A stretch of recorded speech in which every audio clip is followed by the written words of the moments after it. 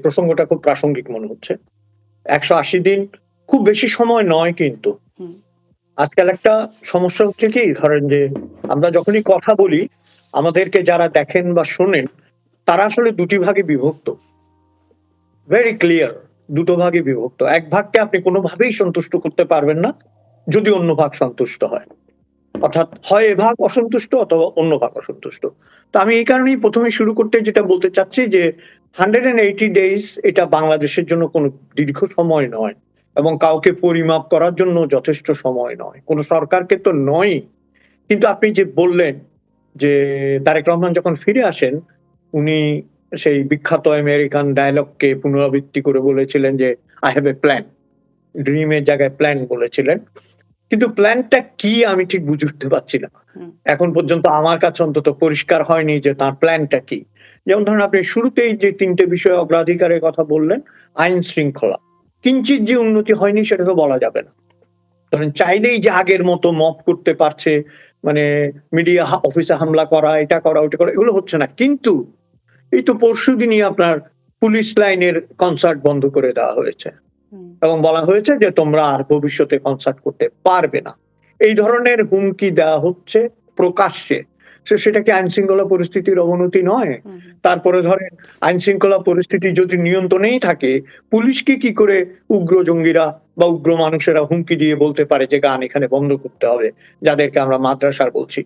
তো মাদ্রাসা তো আমাদের দেশে সুদীর্ঘ কাল থেকেই চলে আসছে, জন্মলগ্ন থেকেই চলে আসছে। এই ধরনের বেপরোয়া হয়ে যাওয়া আইন শৃঙ্খলা পরিস্থিতির অবনতি, এটাকে যদি আমি এক কথায় বলি, আমি মনে করি 50% হয়তো তারা পেরেছে নিয়ন্ত্রণ করতে, কিন্তু somehow 50% not under control, not at all. এই 50% আমি আপনার যদি একটু দেশের ধরেন একটু মানে পুলিশ সদর দপ্তরের প্রতিবেদন আমি 'প্রথম আলো' থেকে দেখছিলাম যে তারা বলছে যে ৬ মাসে মানে ফেব্রুয়ারি ২০২৬ থেকে জুলাই ২০২৬ এর প্রতিবেদন তারা দিচ্ছে। ডাকাতি বা দস্যুতা হয়েছে ১১৬৯টি, খুন হয়েছে ১৭৮৯টি, ছিনতাই বা দ্রুত বিচার হয়েছে আম ছিনতাই এর ঘটনা ঘটেছে ৪০৫টি, নারী ও শিশু নির্যাতন এর ঘটনা ঘটেছে ১১,১৬৫টি, অপহরণ ৫১২টি, পুলিশের উপর হামলা ৩১৭টি, চুরি ৬,৩৯৯টি এবং যেটি আসলে গত সরকারের মানে ডক্টর ইউনূস সরকারের শেষ ৬ মাসের সাথে খুবই একটু কোথাও একটু কম, কোথাও একটু বেশি এরকম একটা অবস্থা। মানে ৫০% নিয়ন্ত্রণ করতে পেরেছে বলে আমি আসলে এই চিত্রটা বললাম আপনাকে। পুলিশ সদর দপ্তরের না তথ্য। ঠিক আছে, কিন্তু ধরেন ইউনূস সাহেবের যে পরিসংখ্যান সেটা আমি জানি না আপনার কাছে আছে কিনা। আমার মনে হয় এটা ডবল হওয়া উচিত। হুম, যদি সত্যিকার অর্থে ইউনূস সাহেবের সময়কার, মানে অন্তর্বর্তী সরকারের যে সময়কাল, হুম, সেই সময়কালকে যদি আমরা ধরি এবং পরিসংখ্যান দেখি, হুম। আমার মনে হয় এর চেয়ে ঢের বেশি হয়েছে। এবং আরেকটা কথা আমি যেটা বলতে চাচ্ছি আপনার, না, আসলে ডেফিনিটলি যদি এগুলো দেখেন অজয় সত্য। দাশগুপ্ত আমার কাছে আসলে মানে 'প্রথম আলো' থেকে পড়ছি তো পুলিশ সদর দপ্তরের রিপোর্টটাই তারা আসলে তুলে ধরছে। ধরেন ডাকাতি বা হুম, দস্যুতার ঘটনা গত সরকারের শেষ ৬ মাসে হয়েছে ১,২২৮টি, এই সরকারের ১ম ৬ মাসে হয়েছে ১,১৬৯টি। খুন হয়েছে গত সরকারের ১,৭৮০টি আর এই সরকারের ১,৭৮৯টি। ছিনতাই হয়েছে হুম। গত সরকারের ৪৬০টি, এদিকে ৪০৫টি। নারী ও শিশু নির্যাতন ১০,০৯০, ১১,১৬৫। মানে সবই এরকম একটু কম একটু বেশি এরকম একটা চিত্র দেখা যাচ্ছে। এখন তার এটা মানে কি আমাদের ব্যাপারটা ভাইয়া যে সরকার আর যেমন স্যার। স্বরাষ্ট্রমন্ত্রী বলেন মানে আমি একটু যুক্তই করি আপনার সাথে যে স্বরাষ্ট্রমন্ত্রী যেটি বললেন সম্প্রতি শুনেছি যে রিপোর্টেড হতো না এখন রিপোর্টেড হচ্ছে। মানে এটা কি একটা কারণ? নাকি আসলে কি বলবেন? দেখুন, হাজার রিপোর্টেড হলেও আমি এই পরিসংখ্যানে বিশ্বাস করব না। হুম। কারণ আমাদের দেশে এগুলো কখন রিপোর্ট হচ্ছে? যেগুলো পুলিশের কাছে যাচ্ছে। হ্যাঁ, পুলিশের হ্যাঁ। কাছে যেগুলো যাচ্ছে না সেরকম অসংখ্য ঘটনা রয়েছে, অসংখ্য ঘটনা রয়েছে। এবং যেটা বলছেন যে রেয়ার বিট পজিটিভ যে রিপোর্ট তো হচ্ছে আর যেগুলি রিপোর্ট হচ্ছে না। কিন্তু আপনি যেটা বললেন সেখান থেকে আমি যেটা বুঝতে পারছি, ভাইয়ার সরকার আর স্যারের সরকারের মধ্যে তো একটা প্রতিযোগিতা চলছে। হুম, যে কোনটা বেশি আর কোনটা কম, এটার একটা প্রতিযোগিতা আমরা দেখতে পাচ্ছি। কিন্তু প্রসঙ্গটা শুরু হয়েছিল ৬ মাসের কথা দিয়ে। হুম, হুম, ৬ মাসে আমি যদি বলি আপনার, যে আমার কাছে যেটা হতাশার, আমি পরিসংখ্যানের বাইরে গিয়ে যেটা হতাশা সেটা হচ্ছে নিয়ন্ত্রণহীনতা। ইট ওয়াজ টোটালি কন্ট্রোললেস। যখন ইউনূস সরকারের আমল চলছিল মনে হচ্ছিল যে যার যখন ইচ্ছা এসে আপনাকে বলবে বের হ, তোকে এক হাত নেব, জুতো দিয়ে পেটাবে, গলায় জুতোর মালা পরাবে, তারপর আপনাকে রাস্তায় মারবে, কাপড় খুলে ফেলবে। হেন কাজ নেই যা তারা করেনি। এবং প্রকাশ্য দিবালোকে রাজপথে, রাজধানীতে, বড় বড় শহরে, গ্রামে গঞ্জে তো বটে। সেই জায়গাটা থেকে খানিকটা আমার মনে হয়েছে খানিকটা বেরিয়ে আসতে পেরেছে বাংলাদেশ। ওই স্কেলে ওই জিনিসটা দেখছি না। আর পরিসংখ্যানের কথা যদি বলেন, তাহলে বাঙালির পরিসংখ্যান হচ্ছে লাখে লাখে মরে শূন্য, হাজারে হাজার, সুমার করিয়া দেখি 40,000। তো সেখানে পরিসংখ্যান মিলবে না কোনোদিন। পরিসংখ্যান কোনোদিনও মিলবে না। এবং আমি 100% শিওর এই পরিসংখ্যান ভুল।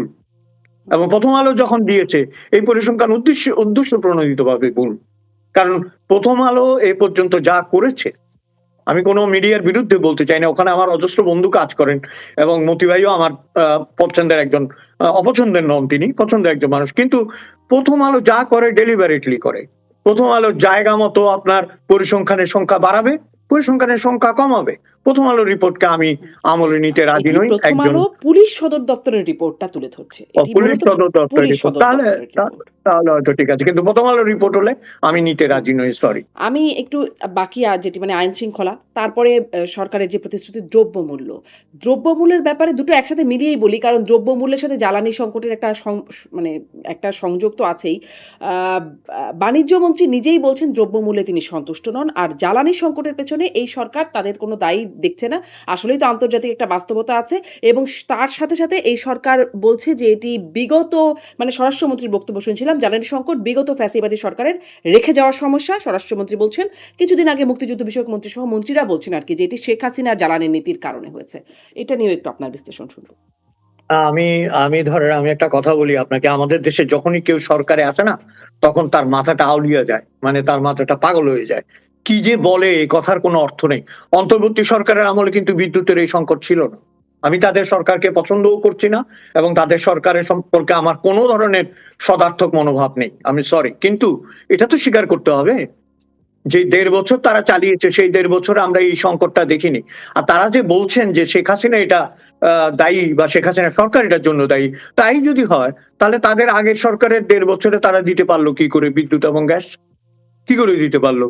যদি সেটা তার আগের সরকারের আহ কর্মকাণ্ড হয়ে থাকে, গাফিলতির কারণে হয়ে থাকে, ভুল নীতির কারণে হয়ে থাকে, তাহলে প্রথম সাফারার হওয়া উচিত ছিল অন্তর্বর্তী সরকারের। তাদের আমলে ঠিক মতো চললো, এই আমলে এসে সংকট হয়ে গেল।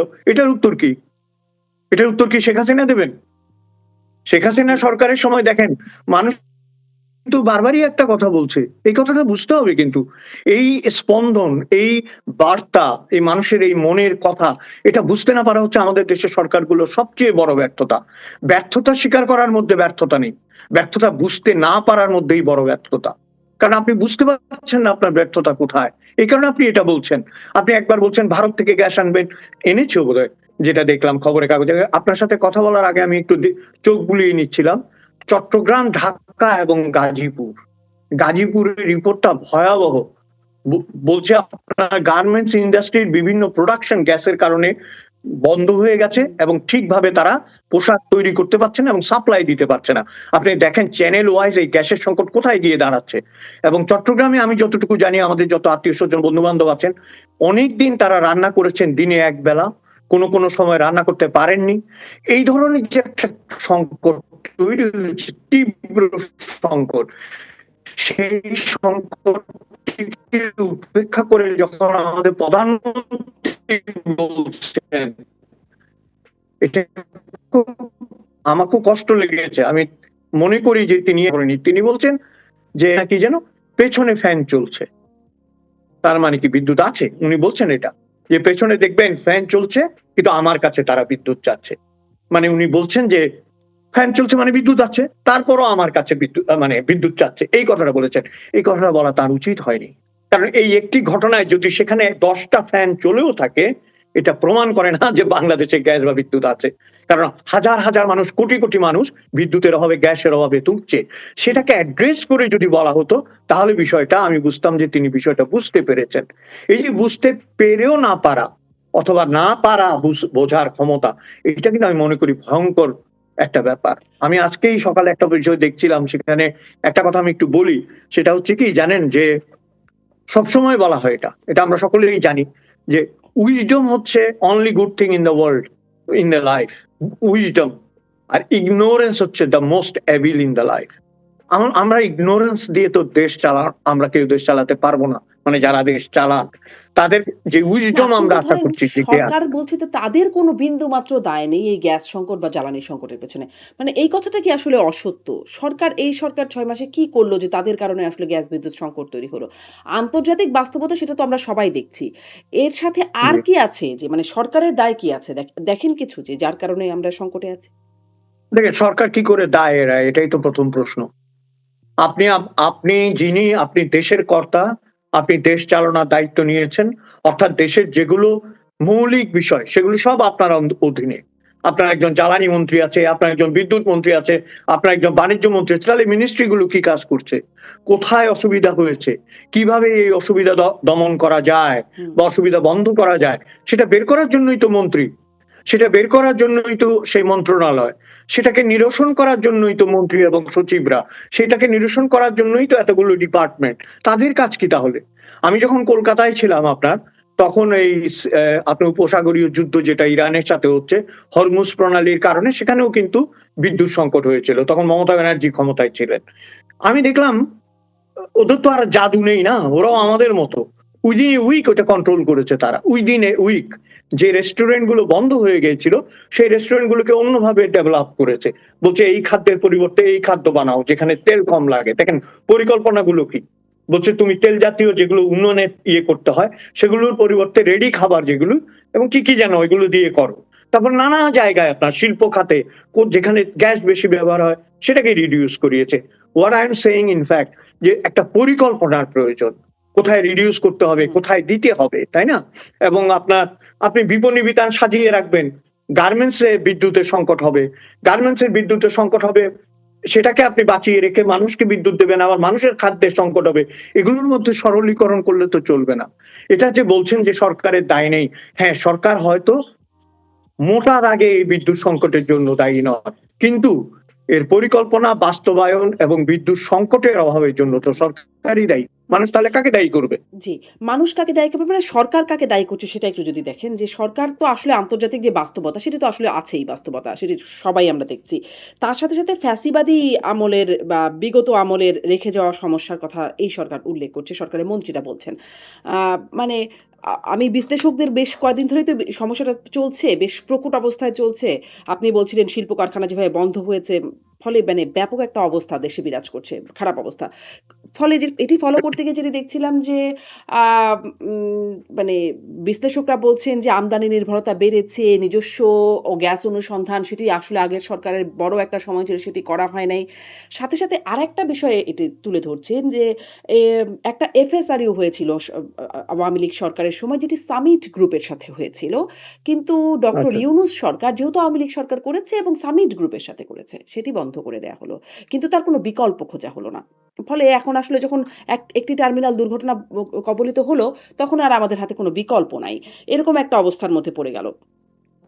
ফলে দায় যখন দেখছি শুধু ফ্যাসিবাদী আমলেরটা দেখছি। ইউনূস সরকারের আমলেরটা কেন দেখছে না? আ মানে হামের ক্ষেত্রেও মানে তখনও ফ্যাসিবাদী সরকারের দায় দেখেছিল। ইউনূস সরকারেরটাও দেখেছিল কিন্তু ব্যবস্থা বা জবাবদিহিতা দেখা যায় নাই। মানে দায় দেখাতে কোনো মানে একপেশে ভাব আছে কি? অবশ্যই একপেশে ভাব আপনি যে যুক্তিগুলো দিয়েছেন সেখানেই তো একপেশে ভাবটা মূর্ত হয়ে উঠেছে। এবং আরেকটা বিষয় যেটা বলছেন আপনি যে কে কাকে দোষারোপ করলো, কে কাকে দায়ী করলো, এর চেয়ে কি জরুরি নয় সমস্যার সমাধান? আপনি দায়ী করলেন ইউনূস সাহেবকে, ইউনূস সাহেব দায়ী করলো ফ্যাসিস্ট গভর্নমেন্টকে এবং আপনি ফিরে এসে আবার ওই সাইক্লিক অর্ডারে ফ্যাসিস্ট সরকারকে দায়ী করছেন। দেশে একটা সমস্যা হয়েছে কি জানেন? মানুষ তো বোকা নয়। তাহলে মানুষ কেন বারবার বলছে যে আমি আগে ভালো ছিলাম? বেশি দিন লাগেনি তো। ১.৫ বছরের মধ্যে মানুষ বলা শুরু করেছে যে আমরা আগে ভালো ছিলাম। আগে গ্যাস ছিল, আগে বিদ্যুৎ ছিল। ফ্যাসিস্ট আমলে যদি বিদ্যুৎ গ্যাসের সংকটই হয়ে থাকে তাহলে সেই আমলে মানুষ গ্যাস ও বিদ্যুৎ পেল কি করে? সামান্য সমস্যা যে হয়নি, একটু সমস্যা যে হয়নি তা তো নয়। সমস্যা তখনও হয়েছে। কিন্তু এই স্কেলে তো হয়নি। মানে তখন তো ইরান যেভাবেই হোক যুদ্ধ হচ্ছিল না। হরমুজ প্রণালীতে এই সমস্যা হচ্ছিল না। কেবলমাত্র ইরান যুদ্ধের জন্য যদি হয় তাহলে পুরো এশিয়া এবং পুরো পৃথিবীতেই তো তার প্রভাব পড়ার কথা, তাই না? হুম, আমাদের দেশে পড়ছে তো। যেভাবে প্রভাব জ্বালানির দাম বাড়ছে পড়েছে পুরো বিশ্বজুড়ে। আজকেই খবর হ্যাঁ বেড়েছে। দেখছিলাম। হুম। হচ্ছে তো সব। জি, বেড়েছে। এটা অস্বীকার করার কোনো কারণ নেই। আমাদের এখানেও অনেক দাম বেড়ে গেছিল পেট্রোলের। আবার কন্ট্রোলে এসেছে এখন। কারণ আমাদেরকেও আমদানি করতে হয়। হুম, অস্ট্রেলিয়াকেও আমদানি করতে হয়। কিন্তু প্রশ্ন তো সেটা নয়। প্রশ্ন হচ্ছে আপনার আমি যেটা বলছি বারবার, নিয়ন্ত্রণটা কোথায় লুজ হয়েছে? এই যে আপনি বললেন সামিট গ্রুপের সাথে পরে যেহেতু ফ্যাসিস্ট সরকার করেছে, আমি ওটা বাতিল করে দিলাম। তো ফ্যাসিস্ট সরকার তো মানুষকে ভাত খাইয়েছে, আপনি পোলাও খাওয়ান। ভাত বন্ধ করে দেন, রুটি খাওয়ান। ফ্যাসিস্টরা রুটি খাইয়েছে, আপনি রুটি বন্ধ করে পাউরুটি খাওয়ান। এরকম তো নয়। আপনি তো আপনার দেশ, মানুষ এবং হুম, জনগণের স্বার্থ দেখে চলবেন। আমার যেটা মনে হয়, আমি আপনাকে একটু বলি, আমার যেটা মনে হয় বিএনপি সরকারের সবচেয়ে বড় দুর্বলতা হচ্ছে, এ পর্যন্ত আমার যেটা মনে হয়েছে ৬ মাসে, কোথাও একটা প্রশাসনিক আ দুর্বলতা রয়েছে। তার সাথে আরেকটা জিনিস আমার মনে হয় যোগ হয়েছে। অনেকদিন তারা ক্ষমতায় ছিলেন না। দীর্ঘ সময়।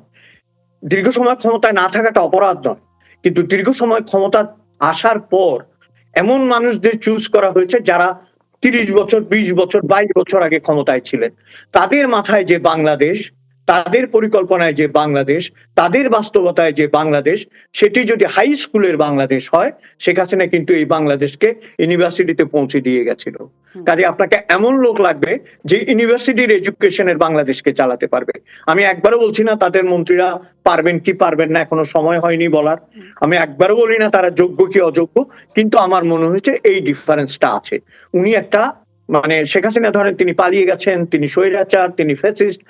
আমি সব বিষয়ে দ্বিমত করব না। ডেফিনিটলি তাকে চলে যেতে হয়েছে। কিন্তু তিনি এমন একটা জায়গায় তুলে দিয়ে গেছিলেন, যেটাকে যদি আমরা ইউনিভার্সিটি লেভেল ধরি, তাহলে হাই স্কুলের টিচারের ইউনিভার্সিটি লেভেলে পড়ানোর জন্য আরেকটু যোগ্যতার প্রয়োজন আছে। অথবা অনুশীলন হুম। প্রয়োজন রয়েছে। ধরেন আমার মনে এই হয়। সরকারের মন্ত্রিসভা বা যাদেরকে আসলে বাছাই করেছে, দায়িত্ব দেওয়া হয়েছে তারা আসলে হাই স্কুল লেভেলে মানে আপনি কি এটা বলছেন যে শেখ হাসিনা সরকার যাদের বাছাই করেছিলেন তারা সব মানে তারা অধিকতর যোগ্য লোক মানে প্রশাসনিক দায়িত্ব সহ বিভিন্ন দায়িত্বে ছিল? আমি এই কথা বলিনি। আমি যেটা বলতে চাচ্ছি, সেই সময়ে যারা চালিয়েছেন তারা একটা সেটআপ এর মধ্যে ছিলেন। দীর্ঘ সময় ক্ষমতায় কিন্তু। ১ম ২ বছর যদি তারা স্ট্রাগল ও করেন, ৫ বছরে তারা বুঝে গেছেন কোথায় কি করতে হবে। পরের ৫ বছরে ওই জায়গাটা নিয়ন্ত্রণে চলে এসেছিল। তারপরের ৫ বছর তো হাতের কাজ। আমি তো জানিই কি করতে হবে। এবং আরেকটা জিনিস খেয়াল করতে হবে, আমরা যেভাবেই দেখি না কেন, আওয়ামী লীগ যাদেরকে চুজ করেছিল, তাদের মধ্যে আপনি যদি এখন তো নানা প্রশ্ন উঠবে, মানি লন্ডারিং এটা সেটা, কারচুপি, দুর্নীতি ইত্যাদি, ইত্যাদি। এগুলো সব যদি আপনি একপাশেও সরিয়ে রাখেন, তারা যে দেশটা ভালো চালিয়েছিল, অন্তত দেশটাকে সঠিক জায়গায় চালাতে পেরেছিল, সেটা তো জনগণই বলছে। আমি আপনি তো বাইরে থেকে বলার দরকার নেই। জনগণই বলছে যে, "ফিরিয়ে দাও অরণ্য লও হে নগর। তোমার এই নগর আমার প্রয়োজনই নাই। কারণ এই নগরে গ্যাস নাই, এই নগরে বিদ্যুৎ নেই, এই নগরে কেরোসিন নেই।" কিন্তু আগে যিনি ছিলেন তিনি somehow সেটা ম্যানেজ করতে পেরেছেন। যদি আপনি এটাকে কম্পিটিটিভ হিস্ট্রি ধরেন বা কম্পিটিটিভ অ্যানালাইসিস ধরেন, then they were better than this until now, এখন পর্যন্ত। এটা তো স্বীকার করতে হবে। হুম। এখন কোন গ্রুপ ভালো, কোন গ্রুপ খারাপ, আমি সে কথাই বলছি না। কিন্তু আমি বলছি আগের গ্রুপটা কোয়ালিফাই করেছিল। Please let you qualify. আপনাকে কোয়ালিফাই করুন আপনি। কোয়ালিফাই করে আপনি সংকটের সমাধান করুন। Then people will say you are better than them. মানে কোয়ালিফাই এমনভাবে করল যে একদম জনগণের দ্বারা বিতাড়িত হলো। ওইটা রাজনৈতিক আলাপ কিন্তু। রাজনৈতিক আলাপ যদি করেন 100% তারা বিতাড়িত হয়েছে। এবং এমন বিতাড়ন কিন্তু আমরা আগে দেখিনি। যে ৩০০ মেম্বার, হুম। গ্রাম উপজেলা চেয়ারম্যান, একটা মানুষ নেই, এর চেয়ে লজ্জা হতে পারে না। আপনি যখন আমাকে বলতেই বলছেন আমি বলি, এই যে আপনার শোতে দেখি, বিভিন্ন শোতে দেখি আওয়ামী লীগের নেতারা এসে কথা বলে। লজ্জা থাকলে তারা কথাও বলতেন না। কেন কথা বলতেন না আমি বলছি জানেন? এত ক্ষোভ ছিল আপনাদের মনে, এত বিক্ষোভ ছিল, এত ক্রোধ ছিল। এখন যখন আপনারা সরকার পতন হয়েছে আপনারা বলছেন। ওই রাশিয়ার গল্পটার মতো আপনার যে ক্রুশচেভ যখন প্রধানমন্ত্রী, ক্রুশচেভ দাঁড়িয়ে একদিন বলছেন যে, "আমরা স্তালিনের আমলে কথা বলতে পারতাম না।" তখন ওই পলিট ব্যুরো থেকে একজন লোক মন্তব্য করল যে, "কেন বলতে পারতেন না?" ক্রুশচেভ বক্তৃতাটা থামিয়ে বললেন, "can I please ask you to stand?" যে বলেছেন তাকে কি একবার দেখতে পারি? কেউ দাঁড়ায় না। তখন উনি বললেন যে, "আমি কথা দিচ্ছি যে আপনার নিরাপত্তার কোনো অভাব হবে না। আপনি সাহসী মানুষ একটু দাঁড়ান।" তাও দাঁড়ায় না। তারপর বলছে, "আমি এখানে সবার সামনে বলছি, আপনার কেশাগ্রও কেউ স্পর্শ করতে পারবে না। একটু দাঁড়ান।" তবুও দাঁড়ায় না। তখন ক্রুশচেভ হেসে বললেন, "ঠিক একই কারণে আমরাও স্তালিনের বিরুদ্ধে দাঁড়াতে পারিনি।" বুঝতে পেরেছেন? তো এখন বলছেন কথা। এবং আজকে না কালকে দেখলাম সাবেক পররাষ্ট্রমন্ত্রী ছিলেন না মবিন সাহেব, হুম, ওই যে মোমেন সাহেব, উনি বলছিলেন যে উনারা কাছে ঘেঁষতে পারেননি শেখ হাসিনা। বলছে আমরা মন্ত্রী, পররাষ্ট্রমন্ত্রী আমরা কাছে ঘেঁষতে পারিনি, আমরা দূরে থাকতাম, বাহিনী সরিয়ে দিত, আমাদেরকে কথা বলতে দিত না। তার মানে কি দেখেন, ধীরে ধীরে ধীরে ধীরে যারা একনায়ক হন তাদেরকে একটা কাচের ঘরে পাঠিয়ে দেওয়া হয়, তাদেরকে আইসোলেটেড করে এমন জায়গায় নেওয়া হয় কেবল স্তাবকরা যা বলে সেটাই তারা জানে। অথচ জানেন, যখন আপনি ইতিহাসে পড়বেন, এই যে আকবর ছিল মোগলদের মধ্যে সবচেয়ে নিরক্ষর, যার অক্ষর জ্ঞান ছিল না, অথচ আমরা বলি আকবর দ্য গ্রেট। হুম, কারণ কি জানেন, হি চুজ দ্যাট কম্পেনিয়ন। তার যে নবরত্ন সভা ছিল, যেখানে হিন্দু মুসলিম নির্বিশেষে তিনি মানুষগুলোকে পছন্দ করেছিলেন, তারা চালাতো। ওই সভাসদ যদি ঠিক হয় আপনি সঠিক পথে থাকবেন। একটা ছোট্ট ইয়ে দিয়ে শেষ করি, সেটা হচ্ছে আপনার একটা চীনের একটা প্রবাদ আছে, পাখি যে আকাশে ওড়ে, পাখি যে জোট বাঁধে, কিভাবে জোট বাঁধে জানেন? পালক দেখে। অন্য পাখির পালক দেখে ও বুঝতে পারে ওটা ওর সাথে যাবে কিনা। এইটুকু তো আমরা আগের সরকারের আমলে তারা পারেনি। তো তাদের পতন হবে না তো কাদের পতন হবে? জি। আ একটু আসি সরকারের কথা মানে আলোচনা করছিলাম। ১৮০ দিনের কর্মপরিকল্পনার অংশ হিসেবে একটা মানে বেশ কিছু বিষয় আছে যেমন বিভিন্ন কার্ড দিয়েছে এই সরকার। আম একটা নিয়ে সম্প্রতি খুব আলোচনা হচ্ছে যে মহিলা bus service, pink bus service চালু করেছে এই সরকার। এটি আসলে কেমন উদ্যোগ আপনার কি মনে হয়? এটা তো আমজাদ হোসেন অনেকদিন আগে একটা সিনেমা করেছিল, গোলাপী এখন ট্রেনে। তো গতকালকে দেখলাম গোলাপী এখন বাসে। হুম, ট্রেনটা এখন বাস হয়ে গেছে। সব গোলাপি রঙেরা বাসে উঠেছে। হুম, হুম, দেখুন, আমি কোন জিনিসের শুরুতে আ নেগেটিভ এবং বিরোধিতা করতে অপছন্দ করি। কারণ এটা একটা প্রক্রিয়া। এখন প্রশ্ন হচ্ছে, আমি বিভিন্ন মন্তব্য দেখলাম, বিভিন্ন ধরনের ডিফারেন্ট টাইপস অফ ওপিনিয়ন ভেসে বেড়াচ্ছে এবং অনেকগুলো লজিক্যাল। যেমন জিজ্ঞেস করছে যে এদেরকে নিয়ন্ত্রণ করবে। মানে বাসের ড্রাইভারকে কে নিয়ন্ত্রণ করবে? কন্ডাক্টরকে কে নিয়ন্ত্রণ করবে? বলছে ঢাকায় তো মারামারি হওয়া একটা ন্যায্য ব্যাপার। সবসময় মারামারি হয়। ন্যায্য কথাটাই বলছে যে এটা হবেই। তখন এর গায়ে তো হাত তুলতে পারবে না। কারণ মহিলা ড্রাইভার। তার মানে কি ওর গায়েও হাত তুলবে? এই ধরনের কথাবার্তা আসছে কিন্তু।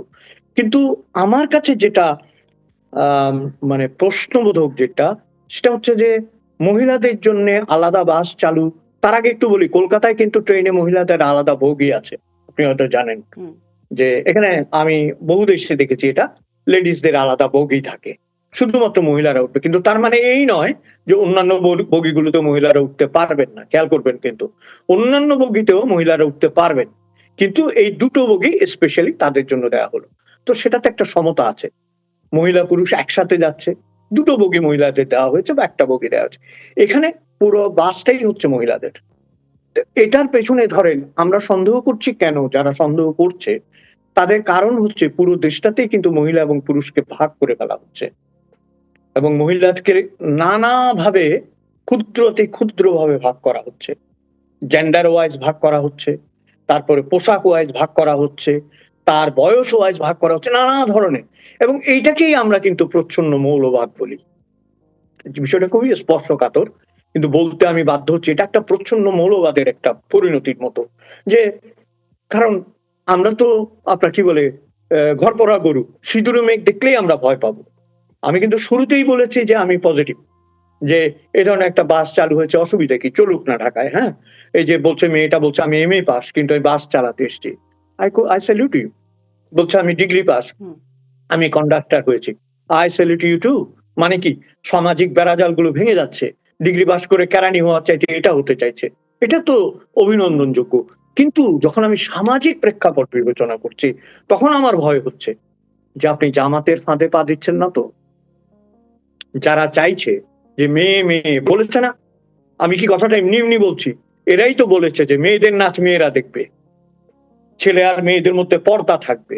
এরা এই ক্যান্টিনে খাবে, এরা এই ক্যান্টিনে খাবে। আমরা কি সেই টিএসসিতে আলাদা ধরনের করে কোন ফিমেল জোনও চালু হয়েছে কিন্তু। টিএসসি চালু হয়েছে? বিশ্ববিদ্যালয়গুলোতে। হ্যাঁ।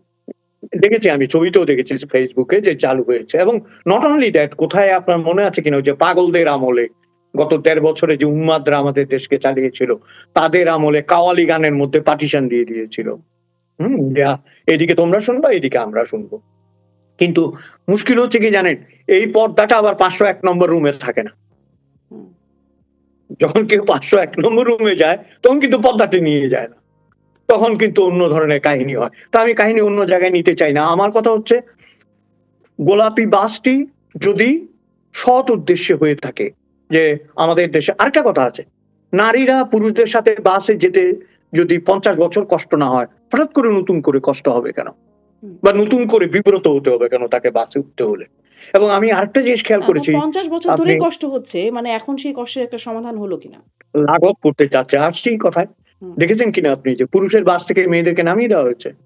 গতকালকেই দেখেছি আমি। বলছে তোমাদের আলাদা বাস আছে, যাও, নেয় নেই।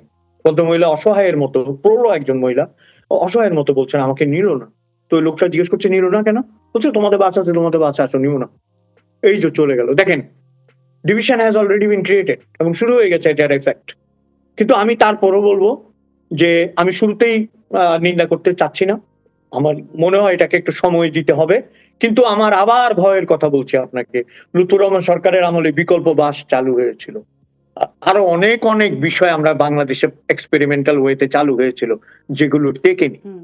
যদি মহিলাদের বাস, মহিলাদের সম্ভ্রম, মহিলাদের গতি, মহিলাদের কমফোর্টের জন্য সারভাইভ করে, আমি সবচেয়ে বেশি খুশি হব।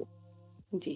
মানে আমি এই জায়গাটায় মনে হয় যে নারীদের নিরাপত্তা, নারীরা তো আসলেই খুবই অনিরাপদভাবে রাস্তায় চলাফেরা করতে হয়। তাদের অনেক হয়রানির শিকার হতে হয়। ফলে তাদের জন্য বিশেষ একটা নিরাপত্তা বলয় কেন তৈরি করা যায় না? পুলিশি ব্যবস্থা আ বা তাদের হয়রানি হলে তার জন্য দ্রুত সেখানে শাস্তিমূলক ব্যবস্থা, সেটি কেন করা যায় না? মানে কতগুলো জায়গায় নারীদেরকে আলাদা করবে। ফিমেল জোন, ফিমেল বাস, ফিমেল হাসপাতাল, সব নারী চিকিৎসক, নারী নার্স, তারপরে ফিমেল শিক্ষা প্রতিষ্ঠান। এভাবে সবকিছু ফিমেল করতে, করতে ফিমেল দেশ, ফিমেল সরকার প্রধান, এদিকে পুরুষদের জন্য পুরুষ সরকার প্রধান।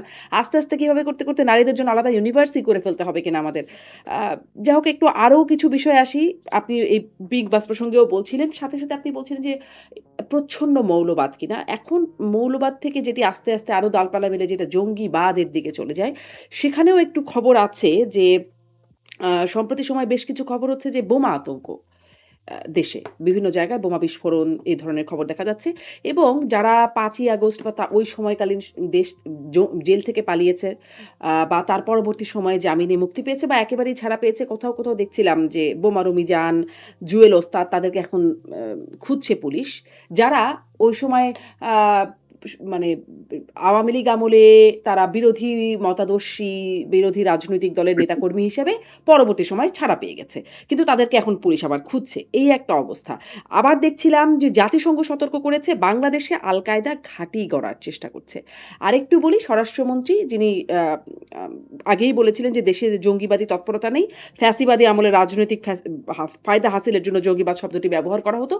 যিনি এটি বলেছিলেন তিনি আসলে এই জাতিসংঘের এই সতর্কতাটাকেও আমলে নিচ্ছেন না। আসলে কি মনে হয়? জঙ্গিবাদ, জাতিসংঘের যে সতর্কবার্তা, বোমা আতঙ্ক, কি অবস্থায় দেশ? দেখুন, জাতিসংঘ তো খামাখা একটা সতর্কবার্তা দেবে না। তাদের কাছে নিশ্চয়ই এ বিষয়ে কাগজপত্র আছে, প্রমাণ আছে। নাহলে এতদিন পরে তারা হঠাৎ করে বলছে কেন যে তোমার দেশে জঙ্গিবাদ হয়েছে? এখন দেখেন, এটাও তো একটা ভীষণ স্পর্শকাতর বিষয়। এগুলো নিয়ে কথা বলাও কিন্তু বিপজ্জনক। কিন্তু আমি যে কথাটা পরিষ্কার করে বলতে চাই, বাংলাদেশে জঙ্গিবাদ কি নতুন কিছু? শেখ হাসিনা এটাকে নিয়ন্ত্রণ করতে পেরেছিলেন। হুম, সামহাউ তার কঠোর মনোভাব, তার সরকারের ইন্টারন্যাশনাল পলিসি এবং তার সরকারের যে যারা কাজ করেছে মাঠ পর্যায়ে, তাদের নিশ্চয়ই ঐকান্তিক ইচ্ছা ছিল, যে কারণে এগুলোকে দমন করা গিয়েছিল। কিন্তু তারপরও হলি আর্টিজান থামানো যায়নি। হুম, তারপরও আপনার মতিঝিলে যে শাপলা, সেটা থামানো যায়নি। তারপরে অনেক কিছু হয়েছিল দেশে, অনেক, অনেক।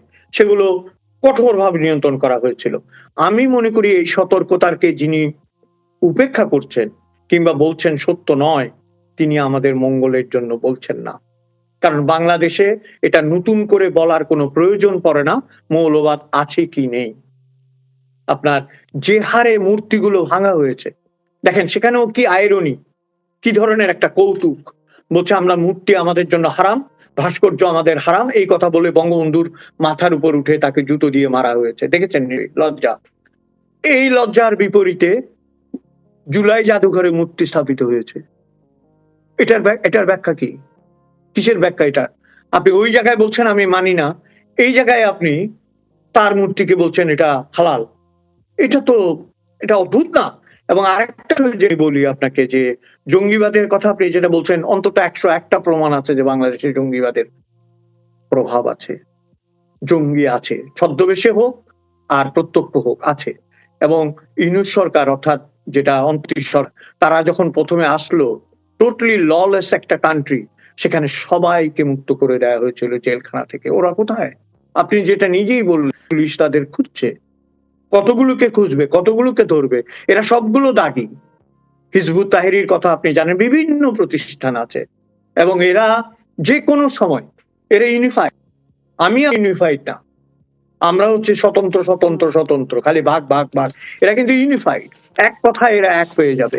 এবং আমরা যদি সত্যি আমাদের দেশকে ভালোবাসি, আমাদের কাছে সবচেয়ে বড় থ্রেট হচ্ছে এই জঙ্গিবাদ বাংলাদেশের।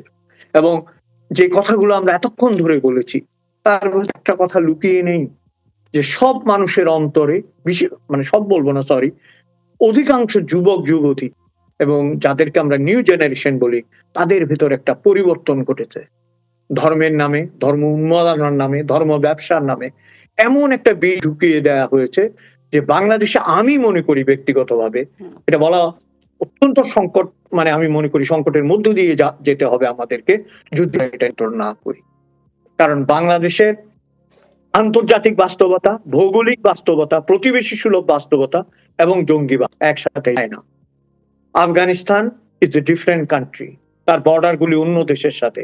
আনফরচুনেটলি আমাদের বর্ডার, অর ফরচুনেটলি আমাদের বর্ডার আইদার ইন্ডিয়া অর বার্মার সাথে। আমাদের কিন্তু ভুগতে হবে যদি আমরা নিয়ন্ত্রণ না করি।